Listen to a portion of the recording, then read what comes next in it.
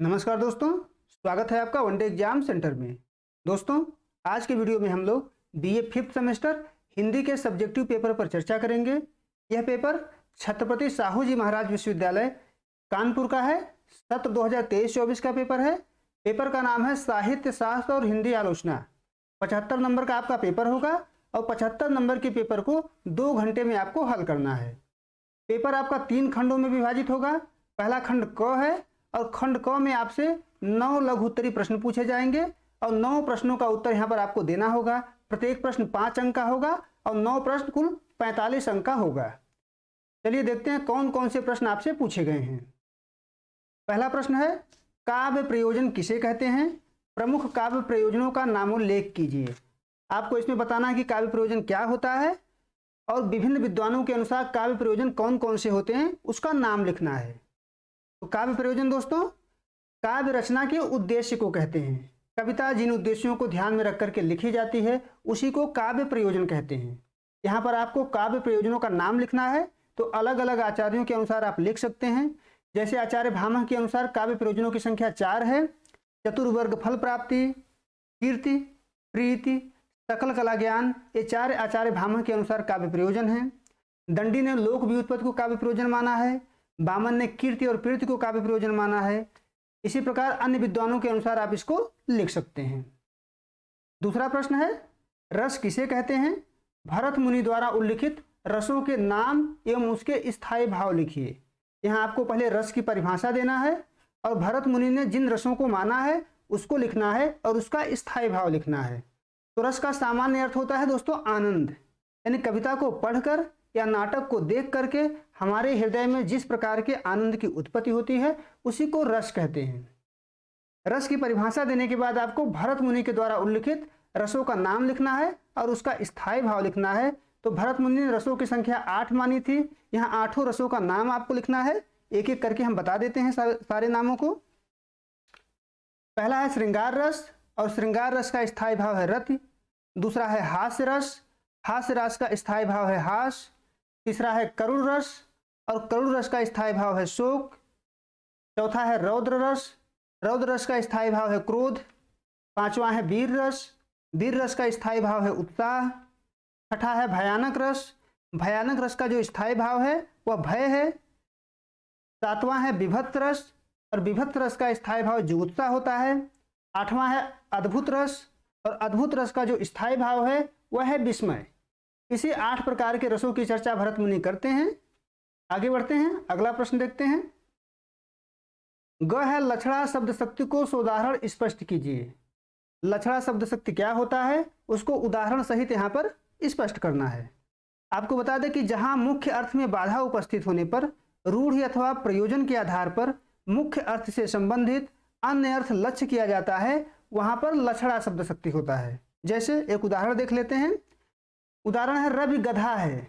रवि जो है गधा है, तो यहाँ गधे का अर्थ होता है मूर्ख। गधे का जो लक्ष्यार्थ है वह मूर्ख है, क्योंकि रवि कभी भी 4 पैरों वाला गधा नहीं हो सकता है। उसमें गधे जैसे लक्षण हैं, इसलिए उसको मूर्ख समझा जा रहा है। यानी रवि में गधे जैसे लक्षण हैं, तो यहाँ पर लक्षणा शब्द शक्ति का प्रयोग किया गया है। अगला प्रश्न है, नाटक में नायक के प्रमुख गुणों का उल्लेख कीजिए। नायक के भीतर कौन कौन से गुण होते हैं उसको आपको बताना है।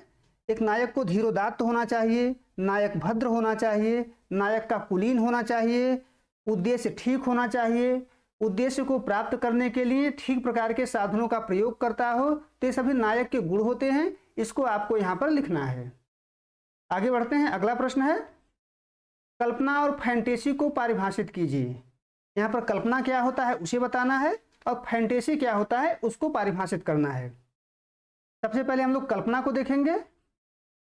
कल्पना दोस्तों इमेजिनेशन शब्द का हिंदी रूपांतरण है और इमेजिनेशन शब्द जो है लैटिन के इमेजिनातियो से बना हुआ है। कॉलरिज ने कल्पना को परिभाषित करते हुए लिखा है, कल्पना एक मानसिक शक्ति है जिसके द्वारा विभिन्न तत्वों का एकीकरण किया जाता है। दूसरा फैंटेसी है। फैंटेसी एक ग्रीक शब्द फैंटेसिया का हिंदी रूपांतरण है, यानी ग्रीक भाषा फैंटेसिया से फैंटेसी शब्द बना हुआ है।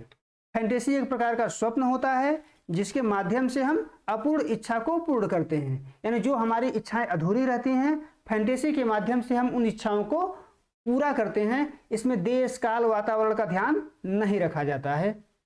तो इस प्रकार से दोनों का परिभाषा आप यहाँ पर लिख सकते हैं। अगला प्रश्न है, मार्क्सवादी आलोचना किसे कहते हैं, स्पष्ट कीजिए। आपको यहाँ पर मार्क्सवादी आलोचना की परिभाषा लिखनी है और उसकी कुछ मान्यताओं को लिख करके आपको यहाँ पर स्पष्ट करना है। तो मार्क्सवादी आलोचना दोस्तों कार्ल मार्क्स के सिद्धांतों को आधार बना करके जिस प्रकार की आलोचना की जाती है उसी को मार्क्सवादी आलोचना कहा जाता है। जैसे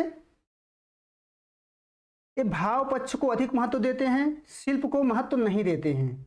इनके दृष्टि में जो साहित्य होता है वो एक प्रकार का साधन है, यानी साहित्य को साधन के रूप में प्रयोग करते हैं, भाव को अधिक महत्व देते हैं, शिल्प को ज़्यादा महत्व नहीं देते हैं। इनकी दृष्टि में भाषा शैली सामान्य होनी चाहिए, तत्सम शब्दों का प्रयोग नहीं किया जाना चाहिए, बिंब का प्रयोग नहीं होना चाहिए, उपमानों का प्रयोग नहीं करना चाहिए, ऐसे भाषा का प्रयोग करना चाहिए जिसे आम जनमानस आसानी से समझ सके। और इन सभी मान्यताओं को आधार बना करके जिस प्रकार की आलोचना की जाती है उसी को मार्क्सवादी आलोचना कहते हैं। आगे बढ़ते हैं। अगला प्रश्न है, यथार्थवाद का आशय स्पष्ट कीजिए। यहाँ आपको बताना है कि यथार्थवाद क्या होता है, उसको परिभाषित करना है। तो यथार्थवाद अंग्रेजी के रियलिज्म का हिंदी रूपांतरण है। इसका जो शाब्दिक अर्थ होता है वह है संसार की वस्तुएं यथार्थ हैं या संसार की जो वस्तुएं हैं वह सत्य हैं। बटलर ने यथार्थवाद को परिभाषित करते हुए लिखा है, यथार्थवाद संसार को उसी रूप में स्वीकार करता है जिस रूप में वह हमें दिखाई देता है। यानी संसार की जो वस्तुएं हैं जिस रूप में हमें दिखाई देती हैं उसी रूप में स्वीकार करना यथार्थवाद कहलाता है। आगे बढ़ते हैं। अगला प्रश्न है, रामचंद्र शुक्ल की आलोचना पद्धति की 3 विशेषताओं को व्यक्त कीजिए। यहाँ शुक्ल जी की आलोचना पद्धति की 3 विशेषताओं को लिखना है। पहली विशेषता हो जाएगा कि शुक्ल जी रस को लोक मंगल से जोड़ करके रस की लोक मंगलवादी व्याख्या करते हैं। दूसरा है, शुक्ल जी मुक्तक काव्य की अपेक्षा प्रबंध काव्य को अधिक महत्व देते हैं। तीसरा विशेषता हो जाएगा कि शुक्ल जी अपनी आलोचना में बिंब को भी अधिक महत्व देते हैं। उनका मानना है कविता में केवल अर्थ ग्रहण ही नहीं बिंब ग्रहण भी अपेक्षित होता है। ये 3 विशेषता आप लिखेंगे तो आपका उत्तर यहाँ पर पूरा हो जाएगा। अगला प्रश्न है, नाटक के प्रमुख तत्वों का नामोल्लेख कीजिए। नाटक में कौन कौन से तत्व होते हैं? कुल 6 तत्व नाटक में होते हैं। उन्हीं तत्वों को आपका नामोल्लेख यहाँ पर करना है। पहला कथानक हो जाएगा, दूसरा हो जाएगा पात्र एवं चरित्र चित्रण, तीसरा है संवाद योजना, चौथा है देश काल एवं वातावरण, पांचवा है भाषा शैली और छठवां है उद्देश्य। इन सभी तत्वों का आपको नामोल्लेख करना है। उसके बाद यहाँ पर आपका उत्तर पूरा हो जाएगा। ये सभी प्रश्न लघु उत्तरीय प्रश्न थे, संख्या में 9 थे जिनका उत्तर आपको देना है। अब आगे बढ़ते हैं। अब है खंड ब, और खंड ब में आपको दीर्घ उत्तरीय प्रश्नों का उत्तर देना है और उसमें कुल 4 प्रश्न आपसे पूछे गए हैं, लेकिन किसी एक प्रश्न का उत्तर यहाँ पर आपको देना है। यह प्रश्न 15 नंबर का होगा। एक ही प्रश्न का उत्तर आपको इसमें से देना है। चलिए देखते हैं कौन कौन से प्रश्न पूछे गए हैं। काव्यात्मा किसे कहते हैं? भारतीय काव्य शास्त्रियों ने किन किन काव्यांगों को काव्यात्मा कहा है? स्पष्ट कीजिए। दीर्घ उत्तरीय प्रश्न है। तो सबसे पहले जान लेते हैं कि काव्यात्मा क्या होता है। काव्य का जो मुख्य तत्व होता है यानी कविता का प्राण, उसी को काव्यात्मा कहा जाता है। भारतीय काव्य शास्त्री जो हैं अलग अलग तत्वों को काव्यात्मा माने हैं। एक एक करके हम देख लेते हैं। आचार्य भरत मुनि ने रस को काव्यात्मा माना है, भामह ने अलंकार को काव्यात्मा माना है, वामन ने रीति को काव्यात्मा माना है, आनंदवर्धन ने ध्वनि को काव्यात्मा माना है, कुंतक ने वक्रोक्ति को काव्यात्मा माना है और क्षेमेंद्र ने औचित्य को काव्य की आत्मा माना है। इन सभी को विस्तार से आपको वर्णन करना है तो यहाँ पर आपका उत्तर पूरा हो जाएगा। आगे बढ़ते हैं। अगला प्रश्न है, रस सूत्र की व्याख्या करते हुए आचार्य भरत मुनि के रस सिद्धांत की समीक्षा कीजिए।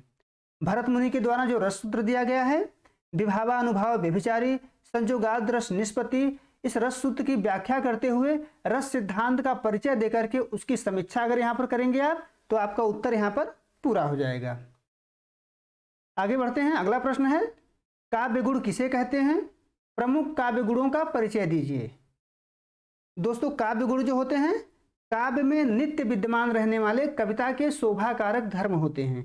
यानी काव्य गुण कविता में हमेशा उपस्थित रहते हैं और कविता के शोभा को वृद्धि करते हैं, शोभा को बढ़ाते हैं।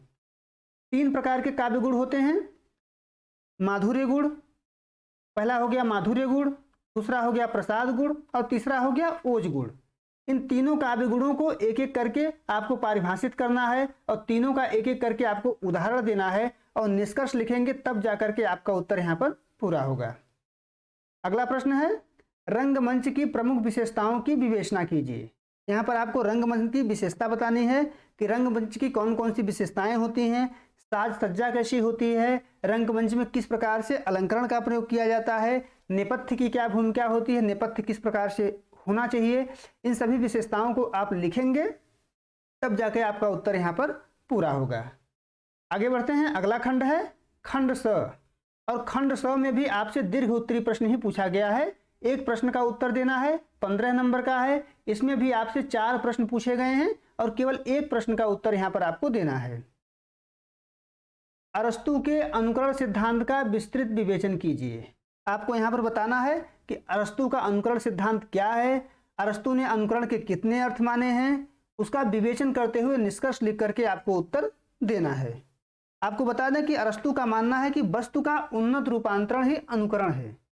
यानी कला जो है प्रकृति का अनुकरण है, लेकिन हम हूबहू उसका नकल नहीं करते हैं। अपनी भावनाओं के द्वारा, अपने ज्ञान के द्वारा उसमें कुछ सुधार करके उसको जो है अच्छा बना करके हम प्रस्तुत करते हैं, उसी को अनुकरण कहा जाता है।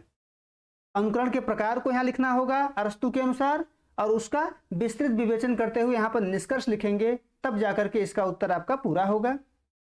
7वां प्रश्न है, मनोविश्लेषणवादी आलोचक फ्रायड की आलोचना पद्धति पर विस्तार से प्रकाश डालिए।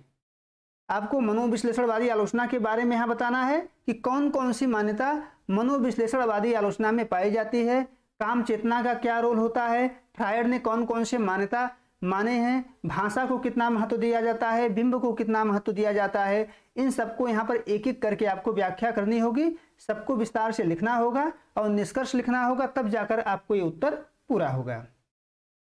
अगला प्रश्न है, नई समीक्षा का विवेचन कीजिए। इस प्रश्न में आपको बताना है कि नई समीक्षा क्या होता है, नई समीक्षा की कौन कौन सी मान्यताएं होती हैं, कौन कौन सी विशेषता नई समीक्षा में पाई जाती हैं, उसका विस्तार से वर्णन करेंगे, तब जाकर के यहाँ पर आपका उत्तर पूरा होगा। 9वां और अंतिम प्रश्न है, आलोचनात्मक निबंध काव्य में लोक मंगल के आधार पर आचार्य रामचंद्र शुक्ल की आलोचना पद्धति का परिचय दीजिए।